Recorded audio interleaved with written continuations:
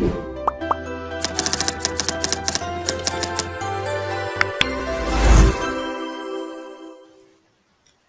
teman-teman, kembali lagi di channel Pak Budi Guruku.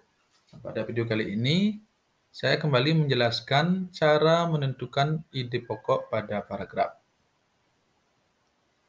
Ini merupakan materi tema 1, pembelajaran 1, muatan bahasa Indonesia.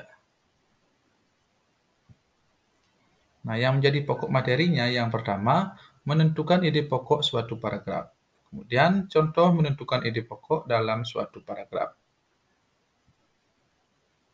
Nah, perlu diketahui bahwa dalam satu paragraf terdapat kalimat utama dan kalimat penjelas. Kalimat utama mewakili seluruh isi bacaan, sedangkan kalimat penjelas adalah kalimat yang menjelaskan kalimat utama. Kemudian langkah-langkah dalam menentukan ide pokok yang pertama, membaca keseluruhan isi bacaan. Kemudian menemukan kalimat utama tiap paragraf. Kalimat utama bersifat umum dan memuat keseluruhan isi dari paragraf. Kalimat utama bisa terletak di awal, akhir, dan campuran awal dan akhir. Kalimat utama biasanya diikuti oleh beberapa kalimat penjelas. Kemudian, menentukan inti bahasan dari kalimat utama tersebut yang bisa dijadikan gagasan pokok atau ide pokok. Nah, untuk lebih jelasnya, silakan perhatikan contoh berikut ini. Nah, paragraf yang pertama, kucing termasuk salah satu hewan karnivora yang bisa dipelihara. Demikian juga dengan beberapa jenis anjing. Meski keduanya memakan daging dan memiliki taring dan kuku yang tajam, karakter dua hewan ini bisa dijinakkan. Ini membuktikan bahwa tidak semua hewan karnivora itu buas dan berbahaya bagi manusia. Nah, di sini terdapat beberapa kalimat. Nah, kalimat yang pertama, kucing termasuk salah satu hewan karnivora yang bisa dipelihara. Nah, pada kalimat pertama ini menjelaskan hewan yang pertama, yaitu kucing. Kemudian kalimat yang kedua, demikian juga dengan beberapa jenis anjing. Nah, kalimat yang kedua menjelaskan hewan kedua, yaitu anjing. Kemudian kalimat ketiga, meski keduanya memakan daging dan memiliki taring dan kuku yang tajam, karakter dua hewan ini bisa dijinakkan. Nah, pada kalimat tiga ini menjelaskan karakter dari kedua hewan, yaitu kucing dan anjing. Nah, selanjutnya pada kalimat keempat, ini membuktikan bahwa tidak semua hewan karnivora itu buas dan berbahaya bagi manusia. Nah, di sini dijelaskan bahwa kedua hewan ini, kucing dan anjing, walaupun hewan karnivora, tetapi tidak buas dan tidak berbahaya bagi manusia.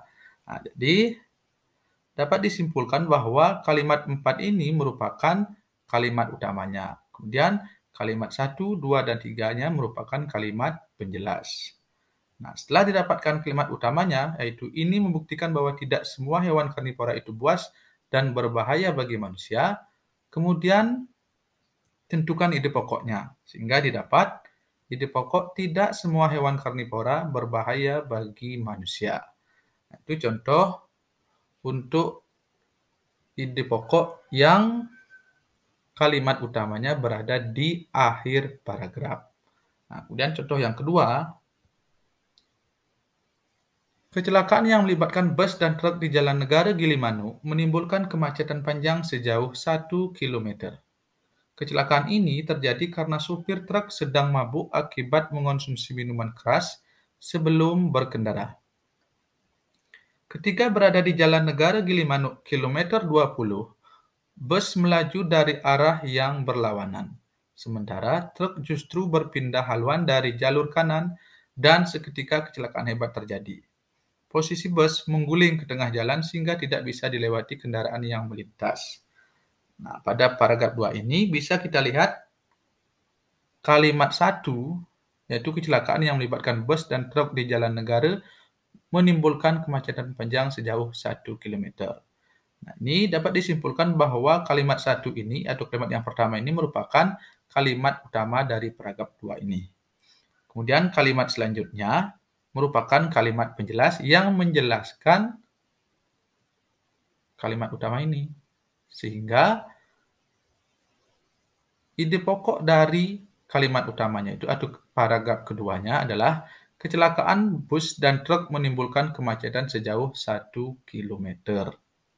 Nah, di contoh yang kedua ini merupakan contoh ide pokok yang kalimat utamanya berada di awal paragraf.